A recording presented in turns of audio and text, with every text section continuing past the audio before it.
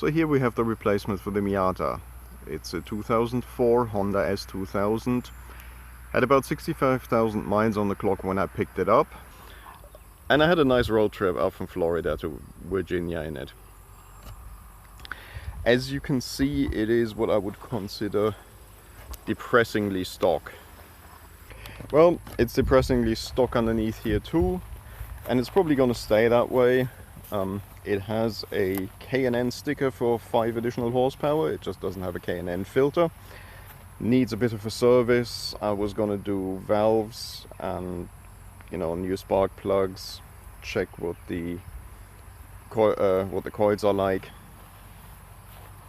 And other than that, probably just leave it alone. I may fit an oil cooler for track usage, but other than that, I'm going for stock reliability over everything else. There's going to be a little bit of work on the suspension. You know, maybe over time it's going to get a header, maybe over time it's going to get a nicer exhaust and a remap. Trying to avoid things like superchargers. Let's see how long that's going to last. But, you know, overall it's just in pretty nice shape.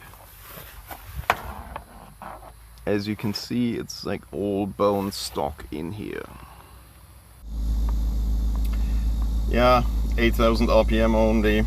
So this is an early AP2. Fairly nice sounding one.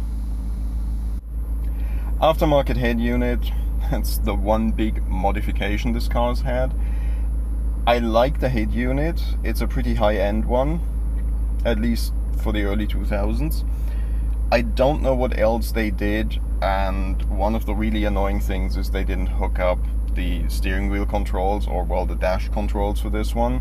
So that's something I have to address. It's nice, clean car, but it's clean history wise. It's been well maintained, and I think it's a good starting point for something that'll hopefully turn into a nice car that does a few things I want from it pretty well. The valve cover has the usual problem. Some of the wrinkle paint is gone, so I'll have to look into that. But initially we're just going to catch up on maintenance and get it really road ready. I mean, it's an interesting color in there. Things don't get any better in this thing. It's also pretty low on clutch fluid. The master cylinder is leaking like they all do. Nobody's bothered to change the fluid for a while. Yeah, nothing unusual here. But other than that, it's just super clean underneath there, and I want to keep it that way. It's also rather clean underneath.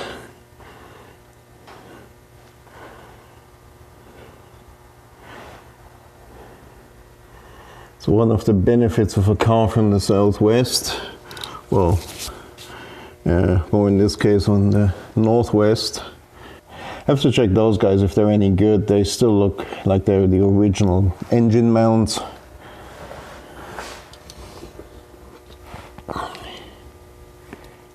Look at this. Can't quite eat off it. I'd have to wipe it up down a bit, but this is like super clean.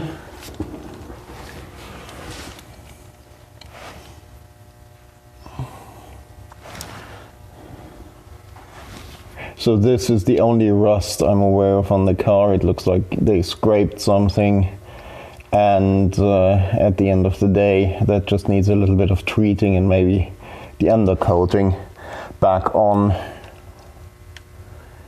You can still see the color marks here. I mean, this is how stock this thing is. Brakes actually look pretty decent on this car. I'm still going to go through them, probably throw some better pads on there. I don't know what pads are on there.